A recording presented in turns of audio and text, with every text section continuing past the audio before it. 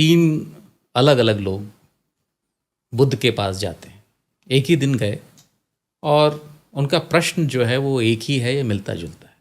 और बुद्ध के पास जो उनके शिष्य बैठे हुए हैं, वो बुद्ध के जो उत्तर हैं वो सुनकर हतप्रभ रह जाते हैं। बाद में शिष्य अपनी शंका का समाधान करने के लिए बुद्ध से पूछता है कि प्रभु, आपने तीनों व्यक्तियों को अलग अलग उत्तर दिए, उनका प्रश्न तो एक ही था। तो बुद्ध कहते हैं कि पहले व्यक्ति ने यह प्रश्न किया था कि क्या ईश्वर हैं, और मैंने कहा नहीं। वो व्यक्ति आस्तिक था, उसे ईश्वर की सत्ता में विश्वास था। दूसरा व्यक्ति जो नास्तिक था, उसने कहा कि क्या ईश्वर है, मैंने कहा है। मैंने उसकी बिलीफ सिस्टम है उसको भी चैलेंज किया। और तीसरा व्यक्ति है जो ये पूछने गया था कि क्या ईश्वर है या नहीं है, मुझे पता नहीं, आप बता दीजिए।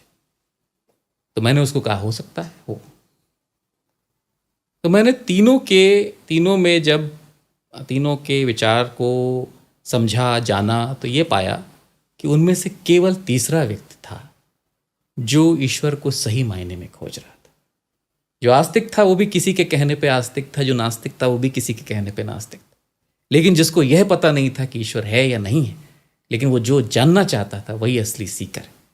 और उसी को मुझे ये विश्वास है कि वही ये जान पाएगा कि ईश्वर है तो कहाँ है, और ईश्वर मिलेगा तो कैसे मिलेगा।